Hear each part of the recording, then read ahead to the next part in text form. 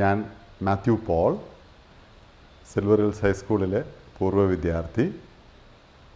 1975 school അധ്യയന വർഷം ആരംഭിക്കുമ്പോൾ 1-ാം ക്ലാസ്സിൽ ജോയിൻ ചെയ്തതായിരുന്നു. സ്കൂൾ പുതുതായി തുടങ്ങുന്നതുകൊണ്ട് പലർക്കും, പ്രത്യേകിച്ച് മാതാപിതാക്കൾക്ക് ഒരു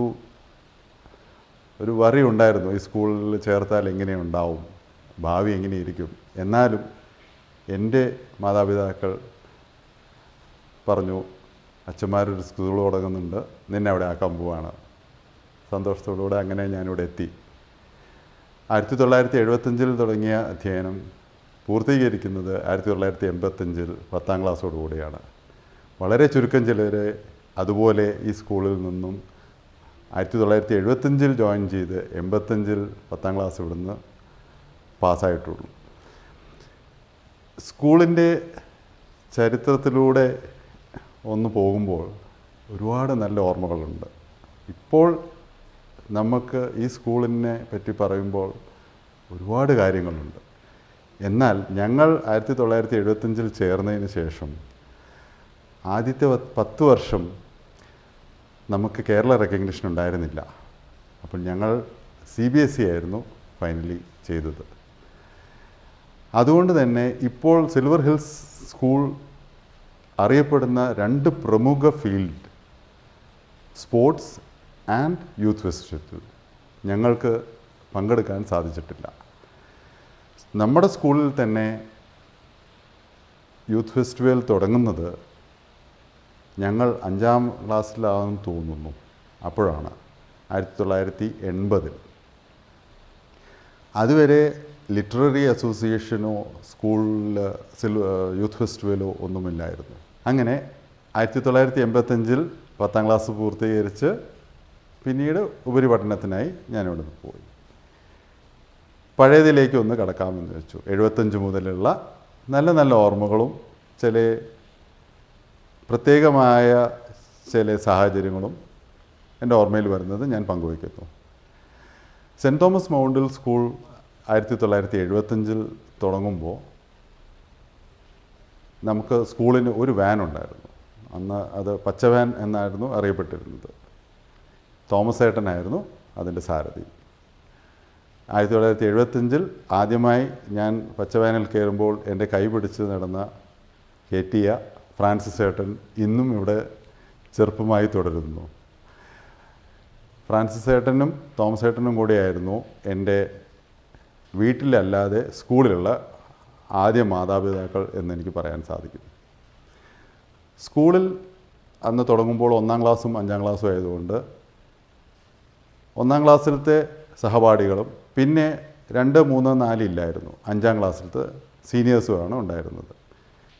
ആകെ 70-ൽ താഴെ വിദ്യാർത്ഥികളായി തുടങ്ങിയ സ്കൂളായതുകൊണ്ടും 2 ക്ലാസ്സുകളുണ്ടായിരുന്നുകൊണ്ടും ഞങ്ങൾക്ക് തമ്മിൽ, അതായത് 1-ാം ക്ലാസ്സുകാരും 5-ാം ക്ലാസ്സുകാരും തമ്മിൽ വളരെ സുദൃഢമായ ബന്ധമായിരുന്നു. അതിന്നും തുടരുന്നു. പിന്നീട് ഓരോരോ വർഷവും 1-ാം ക്ലാസ്സും 5-ാം ക്ലാസ്സും മാത്രം സ്റ്റുഡൻസിനെ അഡ്മിറ്റ് ചെയ്യുകയും 1-ാം ക്ലാസ് 2ഉം 5, 6ഉം അങ്ങനെ തുടർന്നു പോന്നു. സെൻറ്റ് തോമസ് മൗണ്ടിൽ 1-ാം ക്ലാസ്സും 2-ാം ക്ലാസ്സും 3-ാം ക്ലാസ്സും പഠിക്കുന്ന കാലഘട്ടത്തിൽ പലർക്കും ബുദ്ധിമുട്ടുണ്ടായിരുന്നത് ആ കയറ്റമാണ്. വാനിലാണെങ്കിൽ കയറ്റം കയറി പോകാൻ ബുദ്ധിമുട്ടില്ല. പക്ഷേ നമ്മുടെ ബസ് സ്റ്റോപ്പിൽ നിന്നും പകുതി വഴി നടന്ന് ആ സ്റ്റെപ്പ് കയറി മുകളിലെത്താൻ പലർക്കും കുറച്ച് പ്രയാസമായിരുന്നു. ചില പേരൻസ് അതുപോലെ അത് പറയുമായിരുന്നു. പിന്നീട് ആ ബുദ്ധിമുട്ടുകൾ മനസ്സിലാക്കി റോഡിൻ്റെ ഇരുവശവും കുറച്ചും കൂടെ സ്ലോപ്പൊക്കെ ഒന്ന് ശരിയാക്കി വണ്ടികളുടെ എണ്ണവും കൂട്ടി.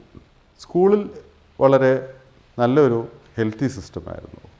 വിദ്യാർത്ഥികൾക്ക് അവിടെ ഗ്രൗണ്ടും പിന്നെ ഇക്കോ ഫ്രണ്ട്ലി ആയ ഒരുപാട് സിസ്റ്റം. കാരണം നമ്മൾ സ്കൂളിൽ സാധാരണ കാണാത്ത പല കാര്യങ്ങളും നമുക്കവിടെ കിട്ടുമായിരുന്നു. നല്ല പഴം, അവിടെ തന്നെ ഗാർഡനും അവിടെ തന്നെ ഉണ്ടാവുന്ന കുറേ ഫ്രൂട്ട്സും അതുപോലെ ഒക്കെ ചിലപ്പോൾ വിദ്യാർത്ഥികളായി ഞങ്ങൾക്കും കിട്ടിയിരുന്നു.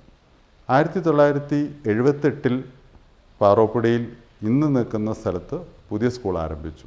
അപ്പോഴേക്കും 1, 2, 3, 4 തൊട്ട് 8 വരെ ക്ലാസ്സുകളായി.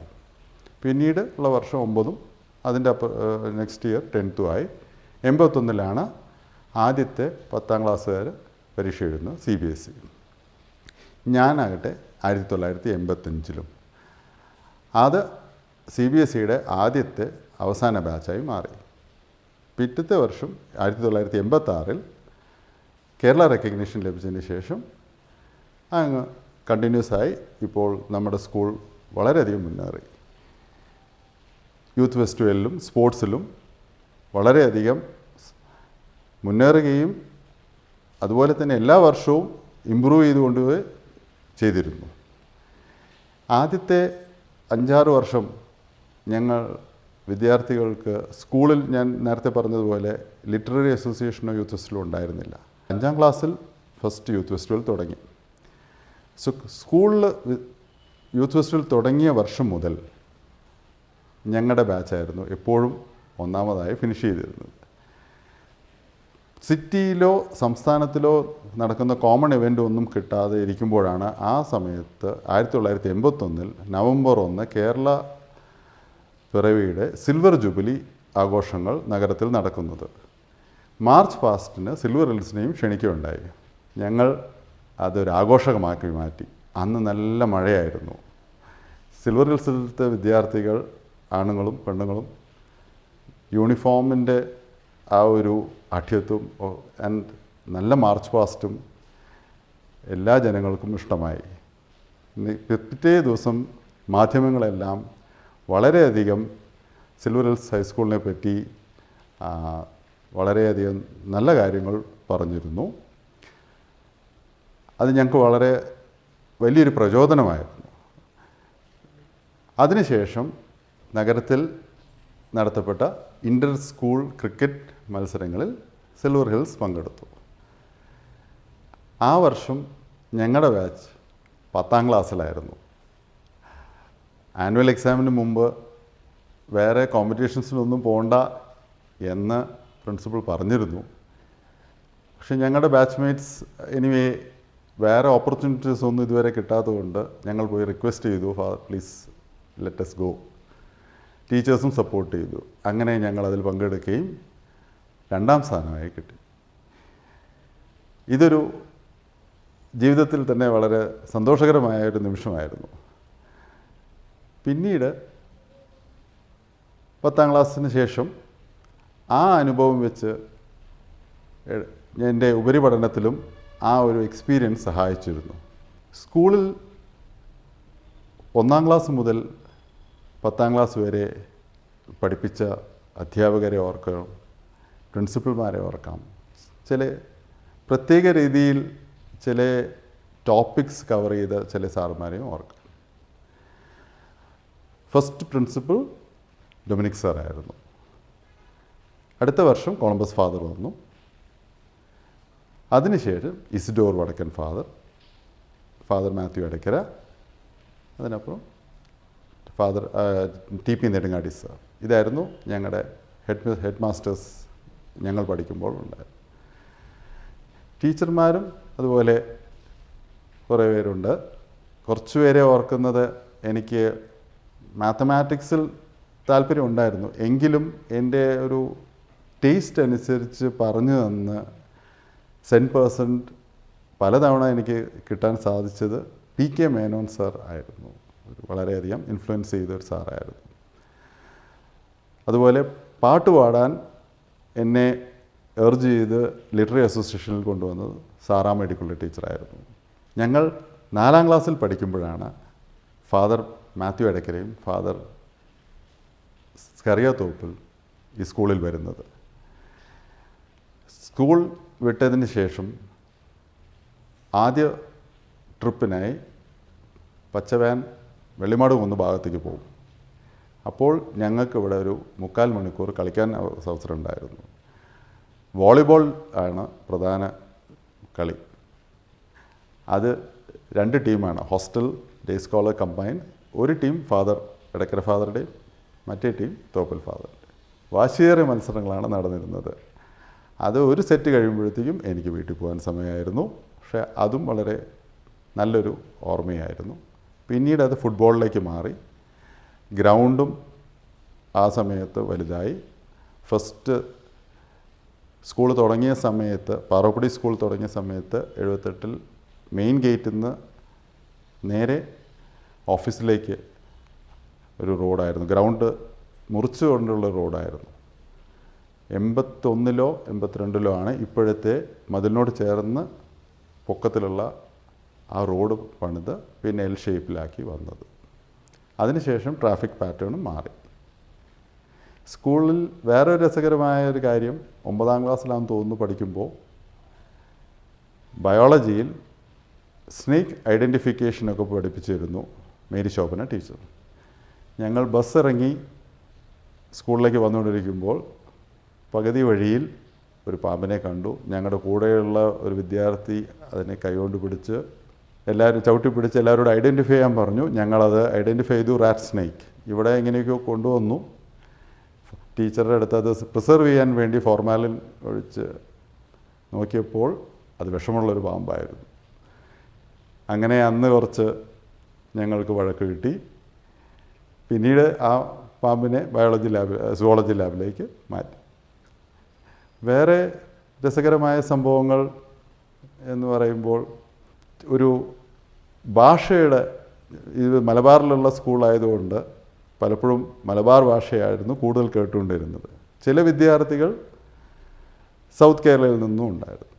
അങ്ങനെ ഇരിക്കുമ്പോൾ ഞങ്ങളുടെ രാധമ്മ ടീച്ചർ, മലയാളം ടീച്ചർ, ഞങ്ങൾ 7ാം ക്ലാസ്സിൽ പഠിക്കുമ്പോഴാണ് അവിടുന്ന് വരുന്നത്. വളരെ ഫസ്റ്റ് ക്ലാസ് തന്നെ കരിപ്പെട്ടി ചക്കര എന്ന് പറയുന്നൊരു ടോപ്പിക്ക് എടുത്ത് തിരുവനന്തപുരം സ്റ്റൈലിൽ മുഴുവനായി വിശദീകരിച്ചു. വളരെ സന്തോഷത്തോടെ ഞാൻ വീട്ടിൽ പോയി. അന്ന് നിർബന്ധമായും കരിപ്പെട്ടി ചക്കര വാങ്ങണമെന്ന് പറഞ്ഞ് വാങ്ങി. ടീച്ചർ തേനിനെ പറ്റിയും പഠിപ്പിച്ചു. അന്ന് തന്നെ ഞാൻ തേനും വാങ്ങി എൻ്റെ ഗ്രാൻഡ് മദറിൻ്റെ കാലിൽ പുരട്ടി ഒരു മരുന്ന് പോലെയൊക്കെ ആകുമെന്ന് പറഞ്ഞു. സിൽവർ ഹിൽസ് സ്കൂളിൽ അനേകം ഓപ്പർച്യൂണിറ്റീസ് ഇപ്പോഴുണ്ട്. പക്ഷേ ആദ്യത്തെ 10 വർഷം ഞങ്ങൾ പഠിക്കുമ്പോൾ ഒരുപാട് ചാലഞ്ചസ് ഉണ്ടായിരുന്നു സ്കൂളിനും വിദ്യാർത്ഥികൾക്കും.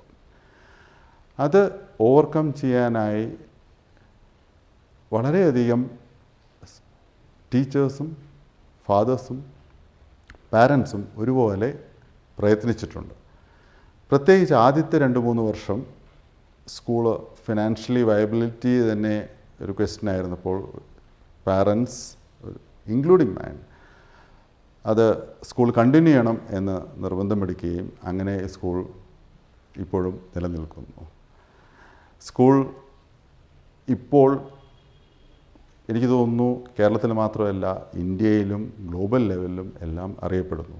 സാധാരണ നമ്മളൊരു പുതിയ സ്കൂളിൽ ചേരുമ്പോൾ അത് കഴിഞ്ഞ് അവിടെ നിന്ന് പഠനം പൂർത്തിയാക്കി വളരെ ഉന്നത തലങ്ങളിൽ എത്തുമ്പോൾ എല്ലാവരും പറയും I grew with that school. അതാണ് സാധാരണ എല്ലാവരും പറയുക. So in my case I grew with Silver Hills. Also I can proudly say Silver Hills grew with us. 1975 തുടങ്ങിയ പ്രയാണം 2025 നമ്മൾ 50 വർഷം പൂർത്തീകരിക്കും. വളരെ അടുത്ത വർഷമാണ് 2025. അപ്പോഴത്തേക്കും നമ്മൾ ഇനിയും മുന്നോട്ട് പോകട്ടെ എന്ന് ആശംസിച്ചുകൊണ്ട് ഞാൻ